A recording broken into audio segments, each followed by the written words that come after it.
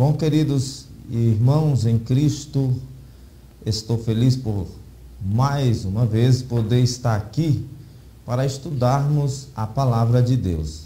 É muito bom poder compartilhar das coisas do Senhor, poder falar daquilo que mais nos traz alegria, mais nos traz firmeza aos pés do Senhor. Todas as coisas é por causa da palavra. E justamente por tentar estar auxiliando você a aprender mais e mais das coisas de Deus, é que nós estamos aqui mais uma vez para falar das coisas do Senhor, para te incentivar ao estudo bíblico. E estamos assim iniciando mais um curso, que é um curso especial. Eu considero este curso magnífico, principalmente pelo específico fato de estar falando de uma das coisas que eu mais amo meditar e estudar, que é a respeito das parábolas do nosso Senhor Jesus Cristo.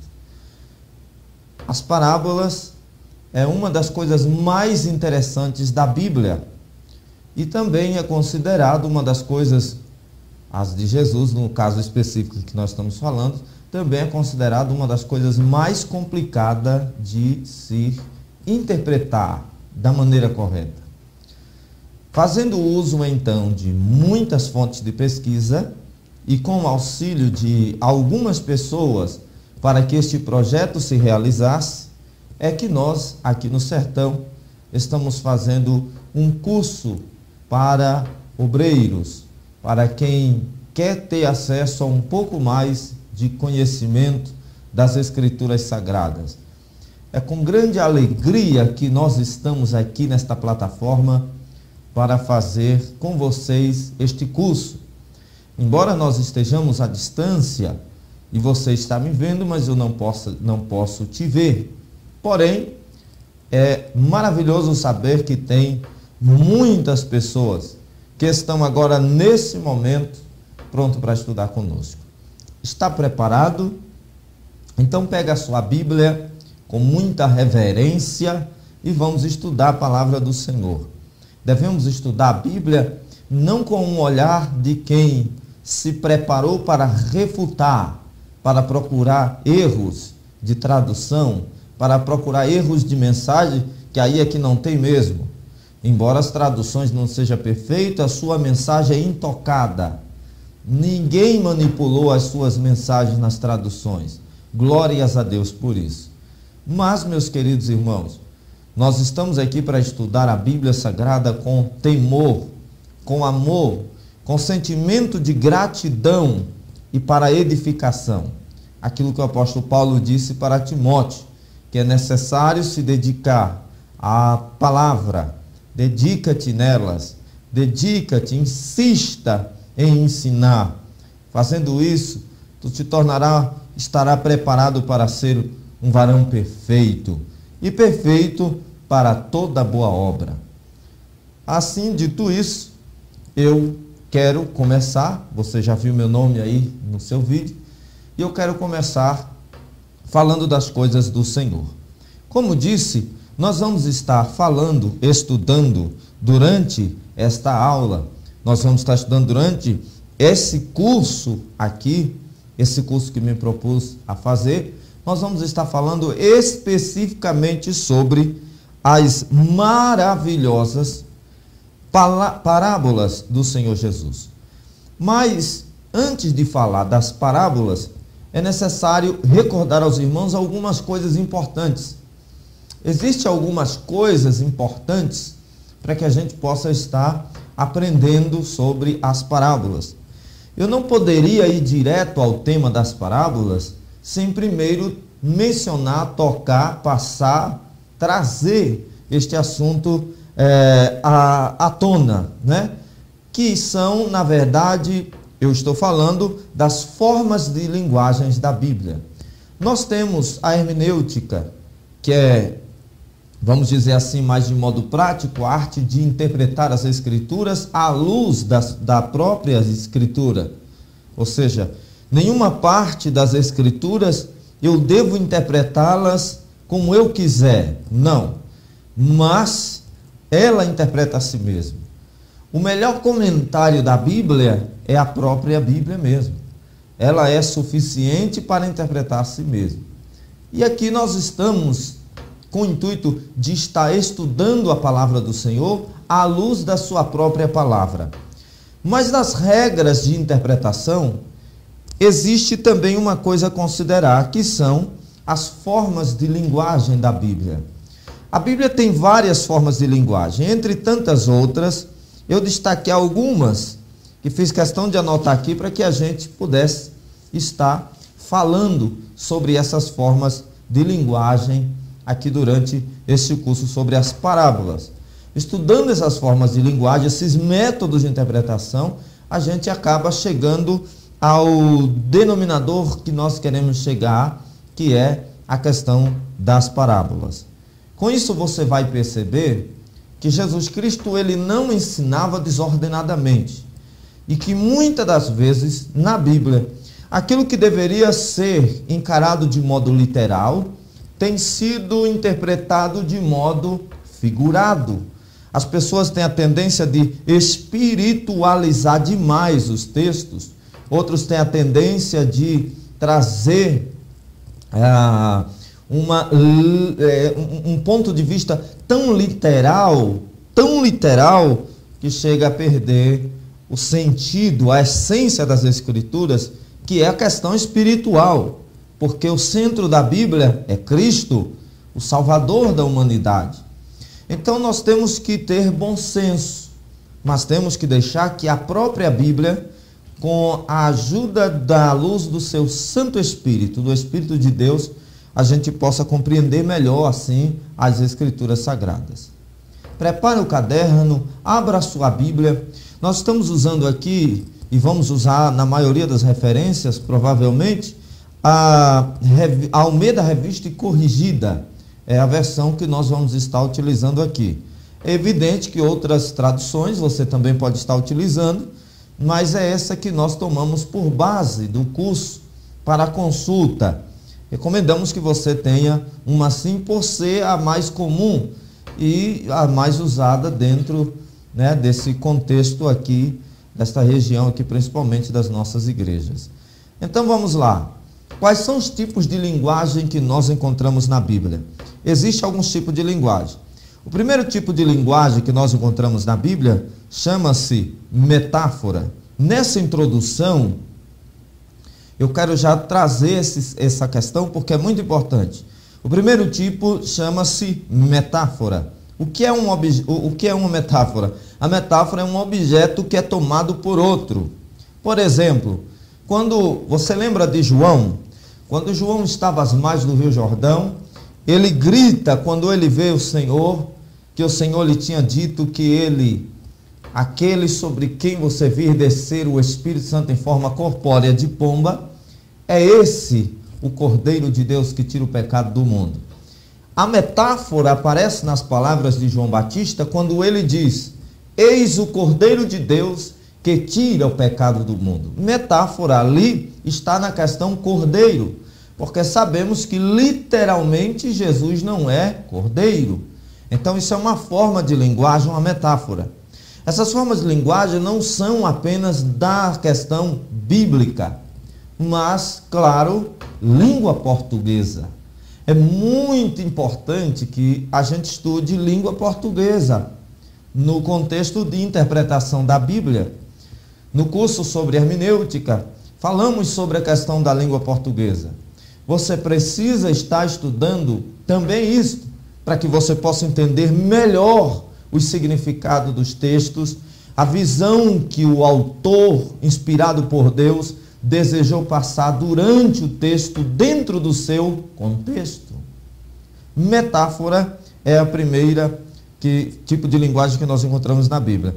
Outro tipo de linguagem que nós encontramos na Bíblia chama-se símile. O que é a símile? As símiles são comparações que a Bíblia às vezes faz entre um indivíduo ou um objeto, uma situação, para que se represente outra coisa. Por exemplo, no livro de Salmos, no Salmo 102, versículo 6, a parte A do verso, Na verdade, Salmos não tem capítulo nem versículo, Salmos são cânticos, né? A parte de Salmo 102 e o verso de número 6, a parte A, nós temos o salmista dizendo assim, ele diz a expressão, sou como o pelicano no deserto. Assímile é quando ele faz esta comparação, é quando ele coloca-se no lugar para se comparar. Sou como o pelicano no deserto. É claro que a gente sabe que literalmente ele não está dizendo eu sou o pelicano no deserto. Ele está dizendo sou como o pelicano no deserto. Então isso faz um sentido totalmente diferente, totalmente diferenciado. Símile. Outro tipo de linguagem chama-se metonímia. A metonímia é uma coisa tomada por outra, com relação a dois sentidos. Primeiro, a causa pelo efeito. Por exemplo, em Lucas 16, 29, nós temos a expressão, quando o rico está no lugar de tormento, que vamos estudar esta parábola, inclusive, nesse curso. Estando no lugar de tormento, ele se apresenta nessa história do rico e Lázaro, na eternidade. Ele se apresenta ao pai Abraão e diz, pai Abraão, manda que Lázaro vá e pregue, porque eu tenho 5 irmãos, para que eles não venham para este lugar e fiquem atormentados aqui nesta chama. Ao que o pai Abraão lhe responde, categoricamente. O pai Abraão lhe disse, não, eles não se converteriam, ainda que um dos mortos ressuscite. Eles já têm Moisés e os profetas. Isso não significava dizer a expressão tem Moisés e os profetas, em hipótese alguma, está significando dizer que Moisés e os profetas seriam os que estavam vivos, ou que Moisés estava vivo na ocasião do ocorrido, na eternidade, ou que eles estivessem vivos aqui sobre a terra. Não, mas essa parte, essa expressão, na verdade, ele está dizendo que, da seguinte forma, é aí que aparece esse tipo de linguagem que nós estamos falando, com a causa pelo efeito, que é a metonímia. A metonímia, ela aparece dizendo o seguinte, quando diz tem Moisés e os profetas, encontramos nessa forma de linguagem que Moisés está representando a lei, autor do Pentateuco, a lei, enquanto que os profetas está representando tanto os livros proféticos escritos, quanto os profetas que estavam pregando as Escrituras, no período em que aquele rico e aquele Lázaro estavam na eternidade naquela ocasião. É interessante isso. A primeira causa é causa pelo efeito, da metonímia. Eu aconselho que, se você desejar, você pode voltar o vídeo, você pode voltar a aula, para que você possa estar estudando, você pode utilizar seu controle e voltar, pausar, para que você possa entender, porque nós precisamos estar desenvolvendo devido ao tempo, tá? Da gravação. Agora, interessante aqui também, existe a causa pelo efeito, e existe na metonímia também o efeito pela causa, que é o inverso. Por exemplo, no livro de Gênesis 25, versículo 23, nós temos o texto dizendo assim: há 2 nações no teu ventre, diante de uma revelação de Deus sobre a gestação.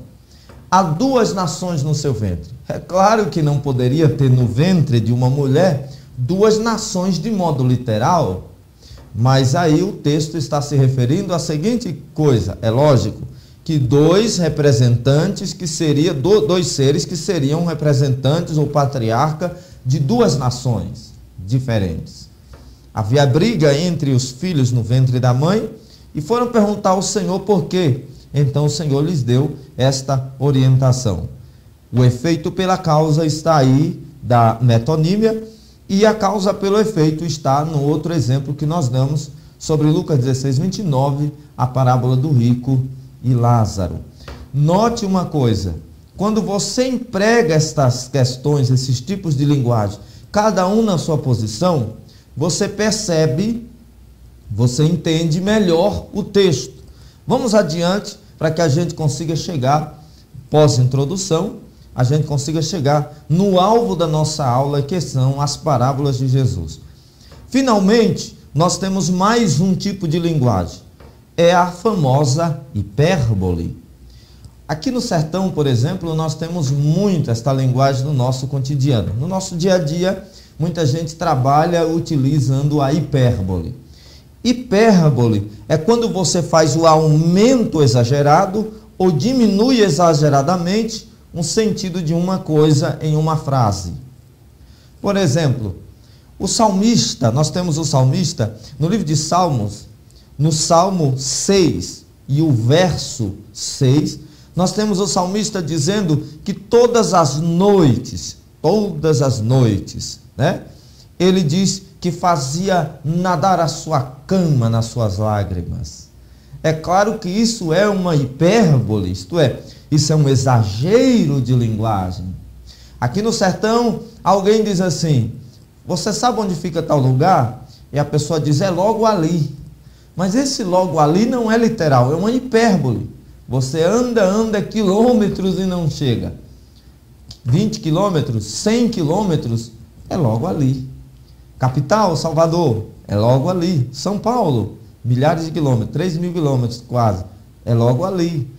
Hipérbole é quando você exagera a linguagem, seja de uma forma ou de outra. Outro exemplo, Jesus, quando viu um rico, ele disse assim, um rico que não quis, como jovem rico, abrir mão daquilo que lhe prendia, que o problema do jovem rico não era o dinheiro. Não existe na Bíblia um versículo que diga que a raiz de todos os males é o dinheiro. Não. A Bíblia diz: o amor ao dinheiro é a raiz de todos os males. Em uma outra aula nós falamos sobre o que a Bíblia diz e o que a Bíblia não diz. O que a Bíblia não diz e nós pregamos, o que nós pregamos e a Bíblia realmente diz. E é bem interessante. O amor ao dinheiro é a raiz de todos os males. Quando Jesus foi falar com o jovem rico, ele disse assim: é mais fácil passar um camelo pelo fundo de uma agulha, e esse camelo não é o animal, tá? É uma parte específica da embarcação, que era grande.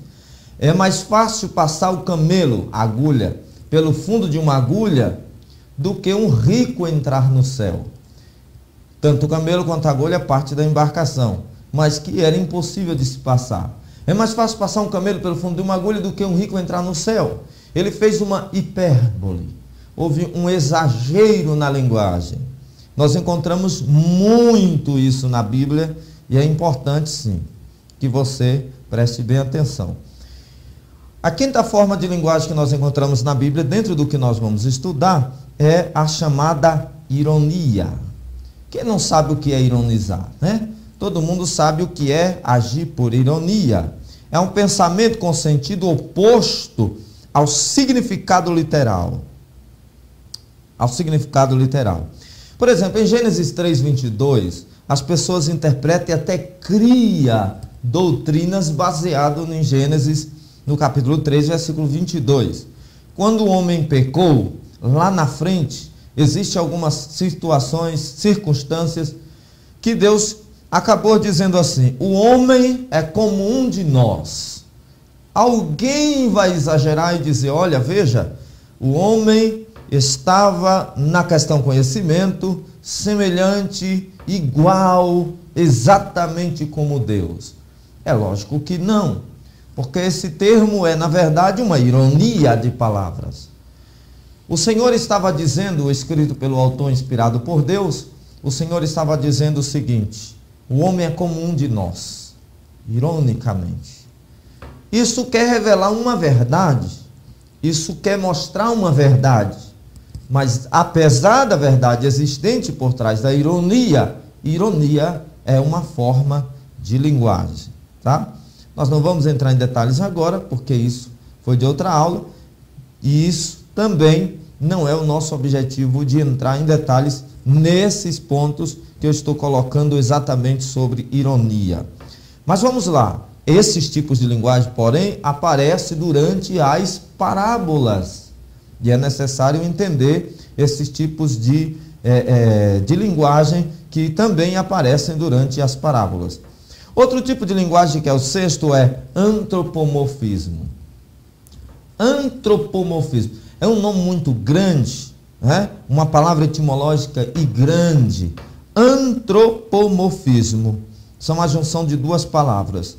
A primeira dela é antro, que é etimologicamente homem. Nós temos o antropomorfismo em toda a Bíblia. Quando é que há antropomorfismo na Bíblia? Quando a Bíblia atribui a Deus partes humanas, atitudes humanas, perguntas que Deus, de modo mais literal, jamais faria. Por exemplo, Adão, Gênesis 3, onde estás? Ora, sabemos que Deus, na sua onisciência, sabia exatamente onde Adão estava. Mas ele pergunta, Adão, onde estás? Por que ele pergunta?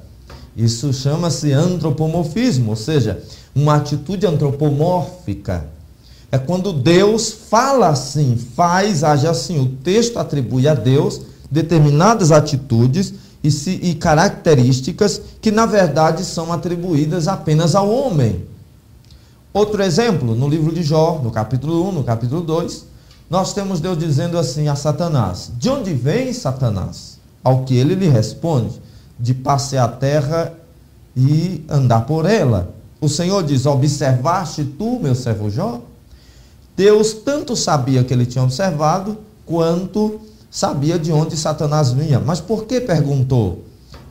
Forma de linguagem, antropomorfismo. As pessoas dizem que quando Deus provou Abraão para sacrificar seu filho Isaque, as pessoas dizem que Deus queria ver se Abraão era fiel. Na verdade, Deus sempre soube até onde ia a fidelidade de Abraão. Querido, Deus é onisciente. Deus não está preso a circunstâncias, nem a lugares. Ele é onipresente. Deus está muito elevado. Mas, quando a Bíblia diz que o Senhor diz, porquanto agora sei que temes a Deus, na verdade, Deus não estava provando Abraão por causa de Deus, mas por causa de Abraão. Aquilo trouxe uma maturidade, uma intensividade maior para a vida espiritual de Abraão e a sua convivência com Deus. É interessante, meus queridos, que quando a Bíblia Sagrada usa dessas formas de linguagem, dessas expressões, fica realmente incrível notar como o nosso Deus é sábio, como o nosso Deus é tremendo, como o nosso Deus é sem igual. E como a Bíblia é maravilhosa nos seus textos, né? Antropomorfismo. O antropomorfismo aparece também quando características físicas, não apenas de expressões, aparecem em Deus. Por exemplo, Deus disse lá no livro do profeta Isaías: porque o meu braço não está encolhido para que não possa salvar. Deus também disse: na palma da minha mão eu te tenho gravado.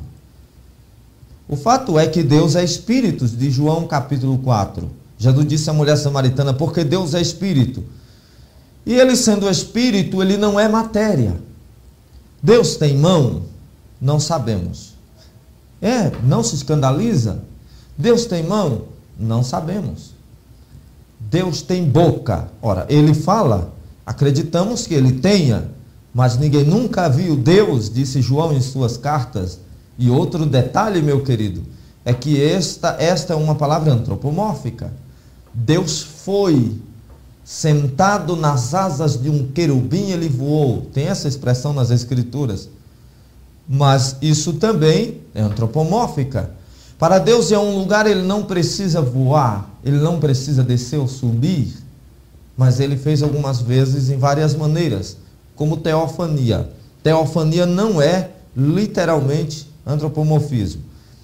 Quando a Bíblia Sagrada diz de antropomorfismo, para a gente concluir este ponto, o antropomorfismo aparece, por exemplo, em Gênesis 8, no versículo de número 21, em que a Bíblia Sagrada diz que o sacrifício de alguém subiu como cheiro suave às narinas do Senhor. Narinas. é uma característica física humana e está ali sendo atribuída a Deus.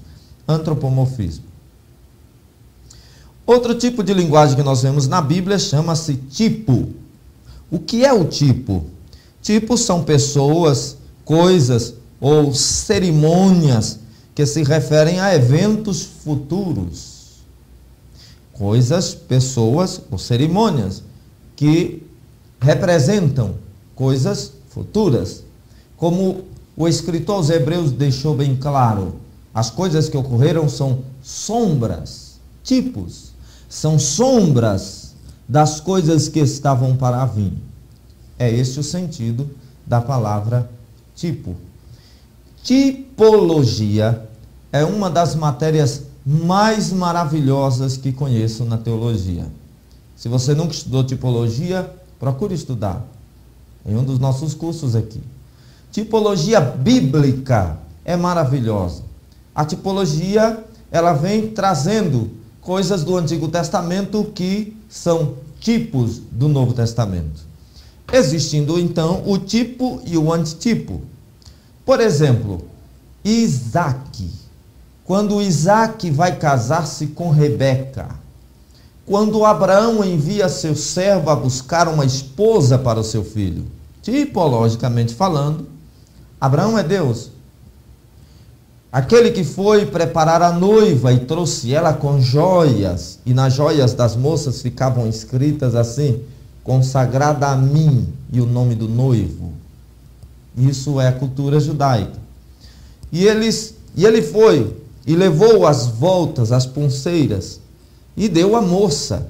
E quando deu isto à moça, a Bíblia está tipologicamente dizendo que Deus é Abraão representado.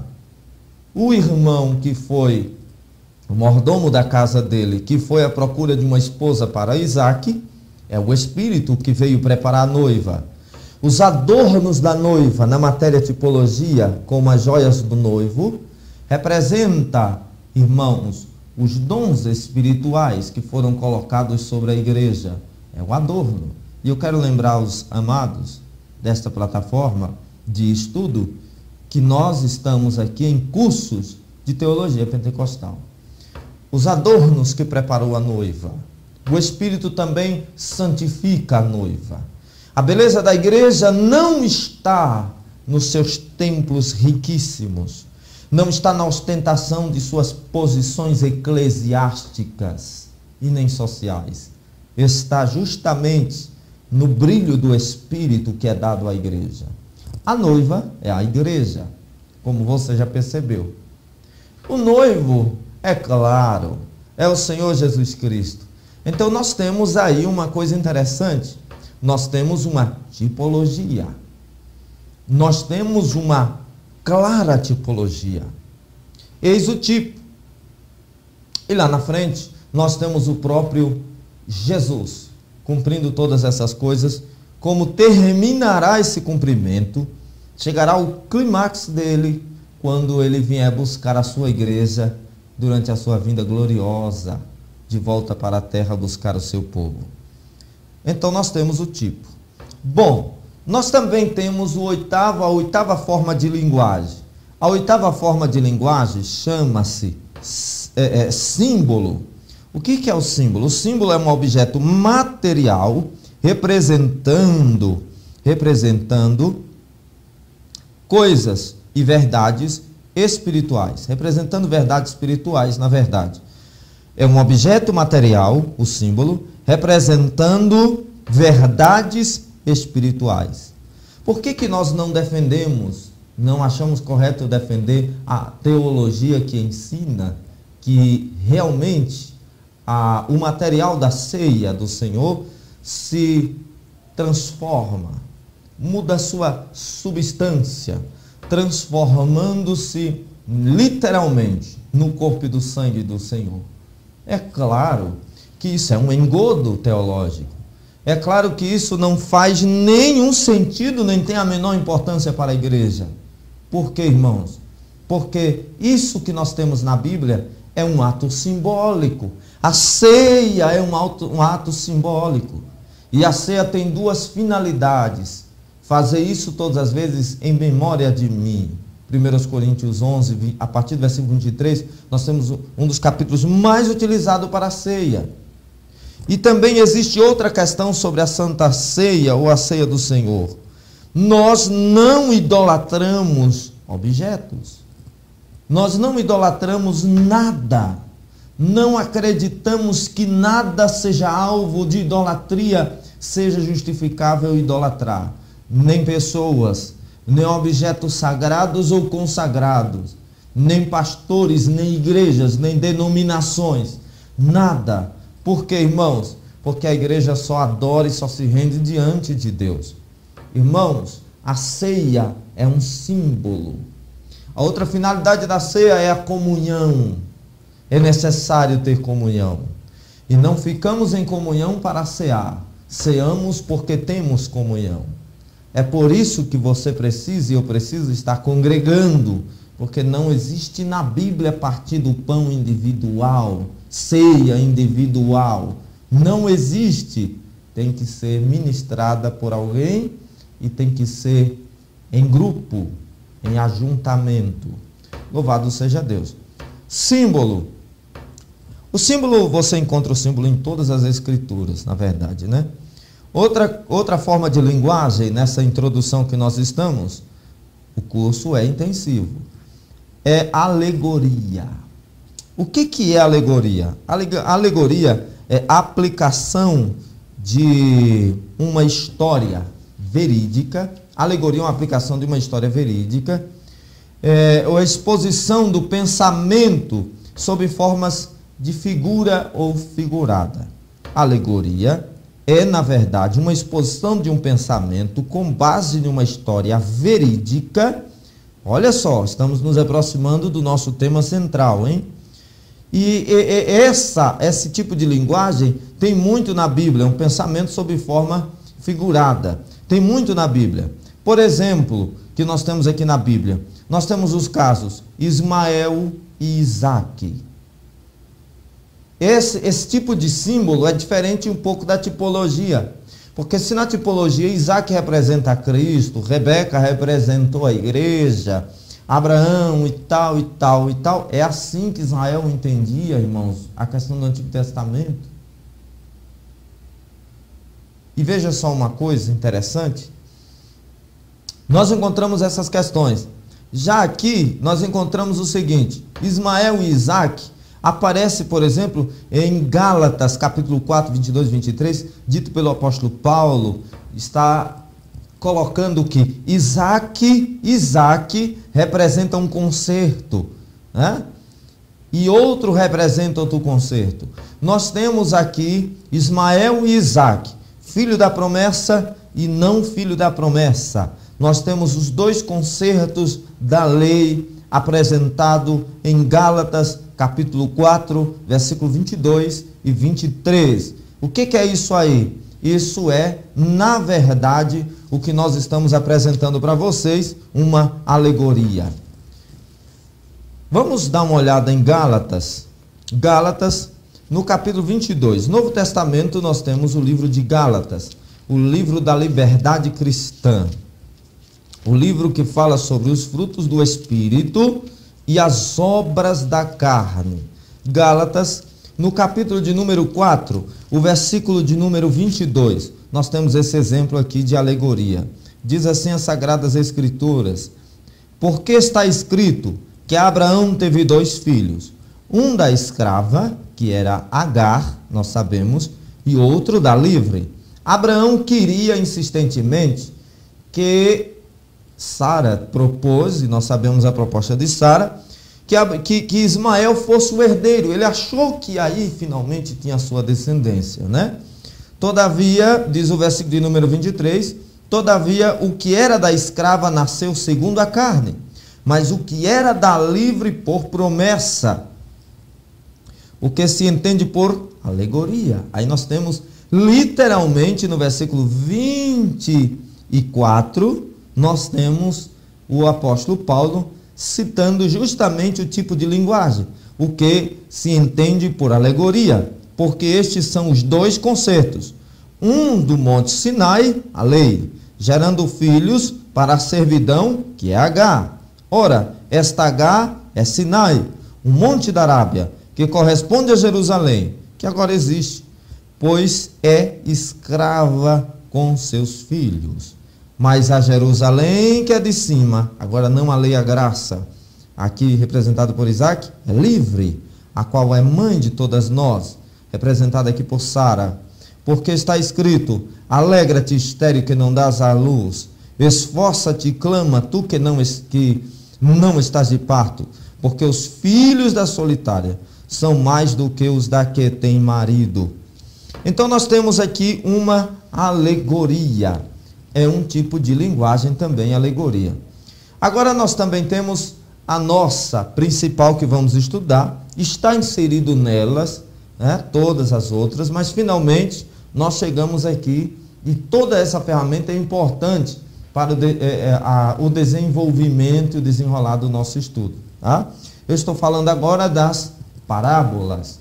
A parábola também é uma forma de linguagem, uma narrativa em que pessoas e fatos correspondem às verdades espirituais e morais. Parábola é uma narrativa em que pessoas e fatos correspondem às verdades morais e espirituais. Este aqui é o sentido de parábolas. Então, nós, queridos irmãos, nós estamos aqui estudando a priori os tipos de linguagem na Bíblia. Se você conseguir entender os tipos de linguagem na Bíblia, você vai utilizar desta ferramenta, como utilizaremos no decorrer do nosso estudo, essas ferramentas para que você possa estar entendendo. Não é você interpretando a Bíblia, mas vendo diante dos seus olhos a Bíblia interpretando a si mesmo, com base nessas formas de linguagem das próprias Escrituras, que também é, em muitos casos, nossa língua portuguesa. Então veja só o que nós podemos encontrar aqui. Você anotou? Anote o que nós estamos falando. Não esqueça de anotar. É importante que você esteja sempre anotando, tá bom? Sempre anotando. Agora nós vamos passar para a nossa introdução às parábolas. Existem coisas na Bíblia que são complicadas de você entender. E é para se entender. Para que a Bíblia chegasse às nossas mãos de um modo tão completo como nós temos, 66 livros, não precisa acrescentar apócrifos, como o catolicismo já fez, e a história já aconteceu isso. Já tentaram muitas vezes. Ela foi perseguida durante milênios. Muitas vezes, por séculos e séculos, ela foi perseguida. Ela passou mais de 1000 anos para ficar pronta. Foram cerca de 40 autores diferentes, dentro de contexto histórico e pano de fundo diferente da história. Durante todo esse tempo nós temos a maioria judeus e muitos deles não judeus. Nós temos uma gama de questões em relação à Bíblia. Você sabe, a palavra livro é justamente, e nós estudamos em bibliologia, é justamente o significado da palavra rolo. A Bíblia, ela começou a ser escrita em pequenos blocos de argila. Havia uns cuneiformes que ficavam sendo escrito. Depois dos blocos de argila, passou-se para outro tipo de material, o papiro, o pergaminho. Finalmente, os chineses criaram o que nós conhecemos como papel, tirado também da natureza, assim como as outras matérias-primas de escrita. O papel é oriundo, é uma palavra vinda da palavra papiro. Foi a palavra papiro que originalizou a palavra papel pelos chineses. Quando ela chega até nós, hoje nós temos ela aqui prontinha. Achamos dificuldade de ler. Medimos esforços para ler. Fazemos críticas e mais críticas aos seus tradutores e às suas agências, como, por exemplo, sociedades bíblicas no mundo. Mas ela não foi escrita assim. Eram 66 rolos separados.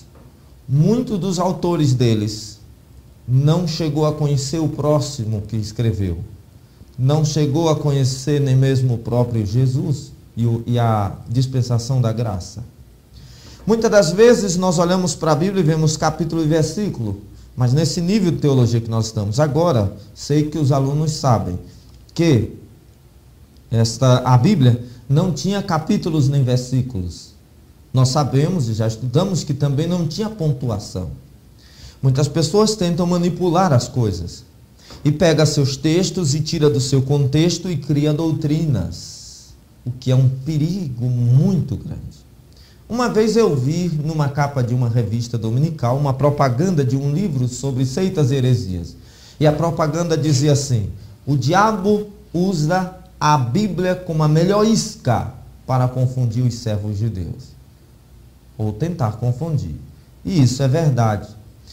A Bíblia Sagrada é maravilhosa, mas quando está nas mãos erradas, pode criar coisas terríveis. Na verdade, que nós dependemos do Espírito que a inspirou, que a revelou, e depois de revelar, inspirou, e depois da inspiração, nós só entendemos através do Espírito, que é o autor das Sagradas Escrituras. Pois nenhuma parte das Escrituras é de particular interpretação, diz um de seus livros, no Novo Testamento, uma das cartas de Pedro. Nós observamos aqui uma coisa interessante. As parábolas passam por esse perigo. O grande perigo é de se interpretar as parábolas de modo errado. Há pessoas que interpretam as palavras de modo exagerado. Há pessoas que dão uma espiritualidade às parábolas, esticando ao máximo a interpretação, quando na verdade ela não tem a pretensão de dizer, de falar, de ensinar isso que alguém está dizendo, que ela tem a intenção, ou que ela esteja realmente falando. Quando nós olhamos para as parábolas, nós entendemos e aprendemos verdades que estão implícitas e muitas das vezes até explícitas. Mas o que é parábola? O que são as parábolas? Nesta introdução, nós vamos falar sobre início do assunto, nós vamos começar falando sobre a definição de parábolas. O que é parábolas? As parábolas, a palavra parábola, ele é uma palavra etimológica, uma palavra que é oriunda de outra. Essa palavra etimológica, ela significa literalmente colocar as coisas lado a lado. E tem geralmente o sentido ou a finalidade de se fazer uma comparação. Parábola, literalmente, é, meus queridos irmãos, fazer do grego, fazer uma comparação de coisas e coisas. No grego, parabole. Nós encontramos a palavra parábola em quase todas as escrituras do Novo Testamento, especificamente nos evangelhos, eu estou dizendo, encontramos quase que em todos os textos dos evangelhos. Em toda a Bíblia, às vezes não encontramos parábolas, a palavra, o termo parábola, como no caso das parábolas do Antigo Testamento. Mas sabemos que é parábola, como nós dissemos, por causa dos tipos de linguagem que nós aprendemos da Bíblia Sagrada. Os tipos de linguagem. Eu quero deixar claro que não tenho a pretensão de exaurir todo o tema, de esgotar todo o assunto. Até porque nós não temos espaço para isso suficiente e também nós não é este o objetivo do formato deste trabalho básico de teologia. Mas o que é que nós estamos apresentando? Estamos apresentando o que é base importante para que você possa estar aprendendo das parábolas de Jesus. Observa aqui uma coisa interessante. Existem muitas parábolas, poderíamos ter pego parábolas nas cartas, que raramente encontra-se, mas tem algumas alegorias lá também. Mas nós estamos especificamente com as parábolas de Jesus, porque são as mais notáveis nas Escrituras e aqui tem com mais frequência também. As parábolas, ela é um exemplo ampliado de uma comparação. É uma ampliação de uma comparação extraída da natureza, extraída do cotidiano das pessoas, extraída da vida cotidiana das pessoas.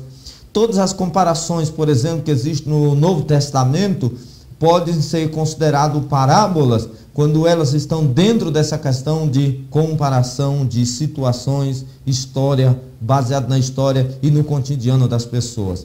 A parábola é uma ampliação de uma metáfora. A metáfora, você sabe que a metáfora é quando você leva uma coisa, um sentido de um texto, do literal para o texto figurado ou representativo, sendo assim uma figura de linguagem. Ou seja, é quando você pega algo que está acontecendo agora, algo que está ocorrendo nesse momento no seu país, no seu cotidiano, no seu contexto histórico da sua vida diária, e você aplica para tentar transmitir uma verdade que você queira estar querendo transmitir, que você deseja transmitir. Esse é o sentido da palavra parábola. Então, parábola é, na verdade, uma comparação. Por isso que você vê muito a frase de Jesus no início das suas parábolas: o reino de Deus é semelhante a. O reino de Deus é como o pai de família que. O reino de Deus é semelhante ao. O reino de Deus é como o homem que. Você sempre vê isso, porque a parábola é justamente isso. Parabole, no grego, é justamente colocar lado a lado. Examinar uma coisa, pegar um algo literal e levar para o sentido figurado da metáfora da questão, e você assim fazer uma comparação a fim de que fique mais claro para que o indivíduo possa estar entendendo a verdade que você quer transmitir. Agora, alguém diz assim: mas Jesus tinha mesmo a intenção de orientar as pessoas com as parábolas ou de obscurecer a sua doutrina? Nós vamos ver isso aqui logo rapidamente, daqui a pouquinho nós vamos ver. Continue assistindo e você vai ver este assunto. Bom, como identificar uma parábola nas Escrituras? Isso é uma coisa muito interessante para a gente observar. Como identificar uma parábola nas Escrituras Sagradas? Como é que a gente pode identificar? Uma história simples, a parábola é uma história simples. Uma história simples que você possa encontrar na Bíblia é uma parábola.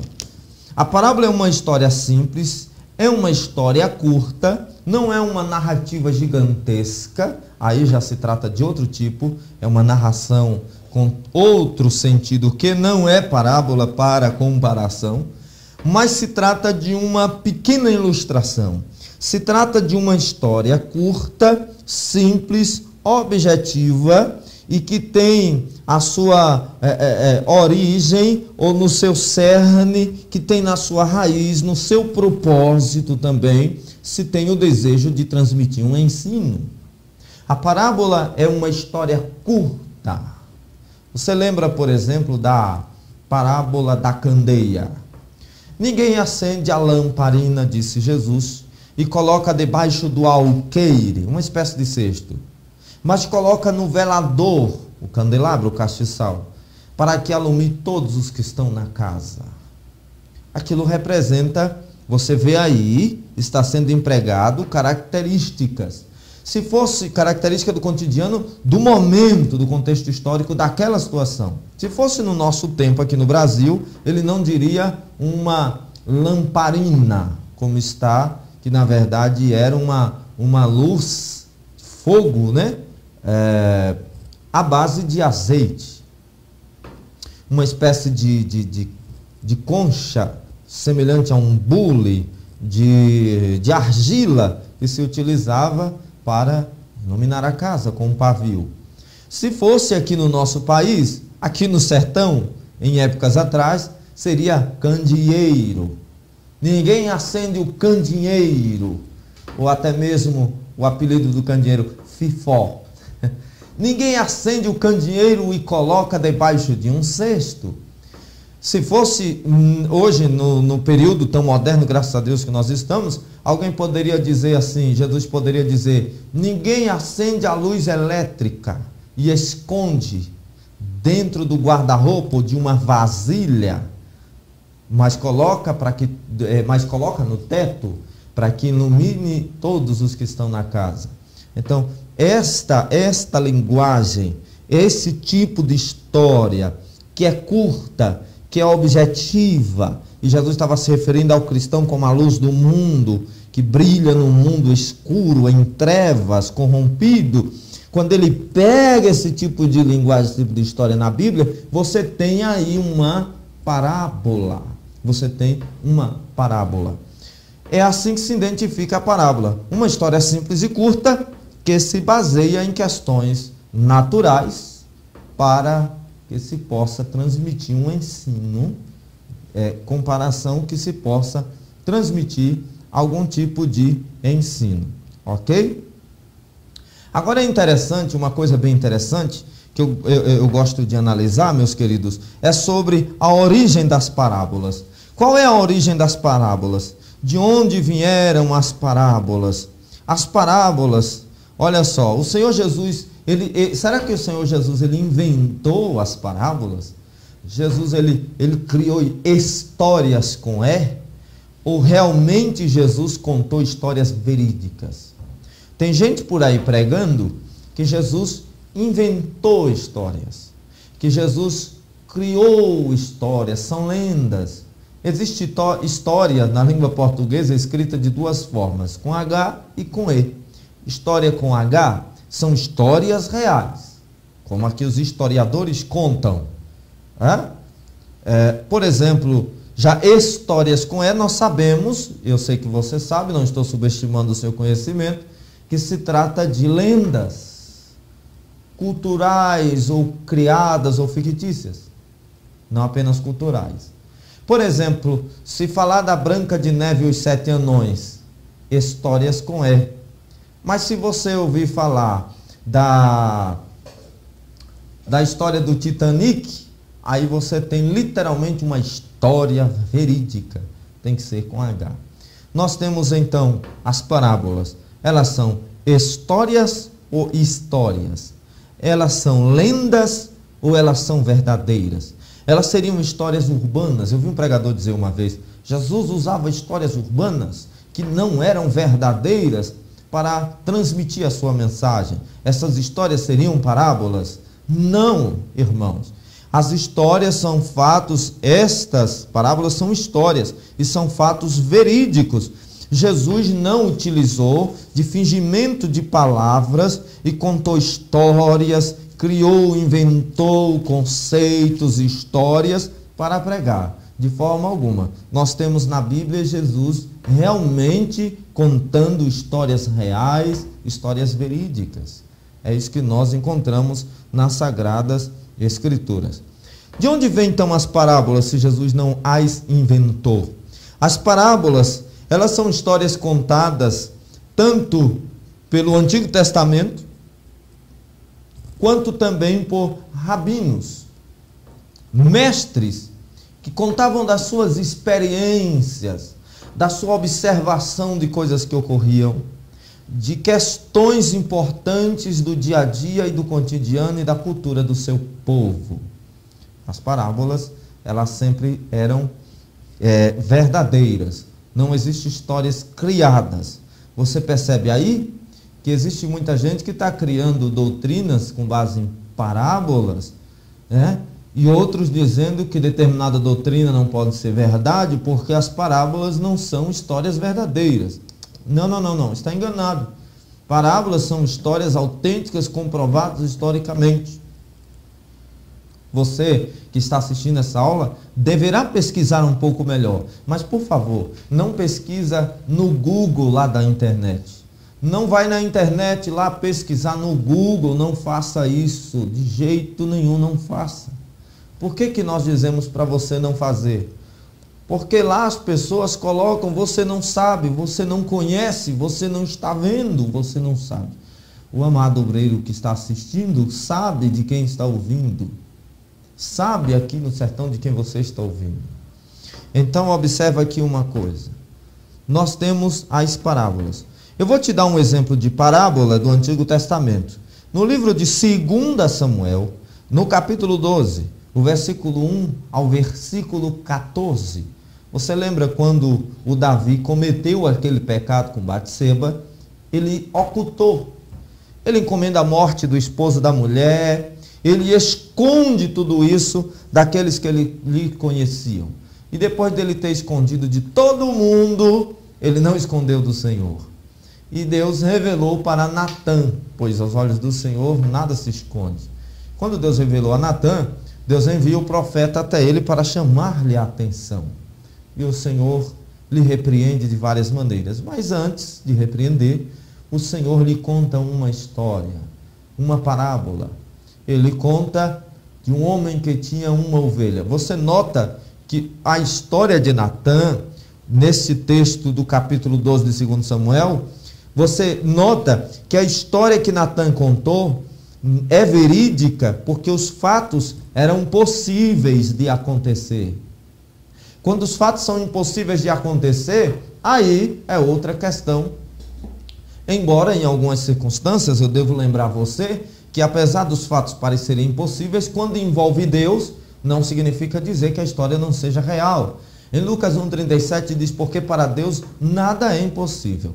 Eu vou dar aqui um exemplo aos irmãos. Você sabia que para muitos intérpretes da Bíblia, o livro de Jó é uma alegoria, é também uma história, uma história não verídica? Você sabia que para eles é apenas uma ilustração, que Jó não é literal? Ora, como Jó não é literal? Jó é completamente literal. Acredita-se que o autor do livro de Jó tenha sido Moisés. Eu também acredito que tenha sido Moisés, porque muita coisa aponta para isso. E Jó é anterior a Abraão, e Moisés escreveu o livro de Jó antes de escrever a grande revelação de Deus sobre a criação, inclusive também, que foi Gênesis. A outra questão interessante, meus queridos, é que o livro de Jonas, muitos afirmam que Jonas não é também literal, que Jonas seria apenas mais uma alegoria, ou que Jonas pudesse ser uma parábola, para que ilustrasse ao povo de Israel, meus irmãos, ilustrasse ao povo de Israel o que ocorria com, ou o que Deus seria capaz de fazer com outra nação, ou com a nação que não se arrepende, ou com a nação que se arrepende, ou com um profeta que não obedece à sua ordenança. Contada culturalmente, muitas das vezes, mas nós que servimos a Deus sabemos. Para os ateus isso é um absurdo, mas a Bíblia, ela se aceita. A Bíblia é por fé. Não adianta você achar que vai explicar tudo da Bíblia. A Bíblia é literalmente uma questão de fé. Ou você crê na Bíblia, ou você não crê na Bíblia. E meus queridos e amados irmãos, a Bíblia Sagrada apresenta o livro de Jonas, do irmão Jonas, como costumo dizer, o profeta Jonas, como uma história literal. Não uma história com E, uma história com H, literalmente. Não é simplesmente uma alegoria, mas as parábolas não são falsas. Como a alegoria pode ser uma ilustração, não necessariamente autêntica de um fato ocorrido literalmente, mas que se possa utilizar para ilustração. Isso pode muito ocorrer. Por exemplo, digamos-se que vou usar como ilustração uma história. Eu posso pregar e contar, por exemplo, um rapaz rico estava num carro muito chique em uma estrada deserta. Ele se perdeu na estrada, encontrou um moço pobre e pergunta para o moço: moço, me diga uma coisa, como é que faço para chegar em tal destino? Eu acho que me perdi, devo ter entrado na estrada errada. O moço pobre responde: moço, a estrada é por aqui, tem que ir por ali. O rico, vendo a situação do rapaz pobre, começou a zombar-lhe da sua aparência. Ele disse: eu posso ser pobre, mas não sou eu que estou perdido. Uma alegoria para trazer uma outra verdade. O egoísmo, o egocentrismo do rico é apresentado aí. Então, mas não quer dizer que essa história ocorreu. Já na parábola ocorreu sim, literalmente. Vamos ver aqui outra questão sobre as parábolas.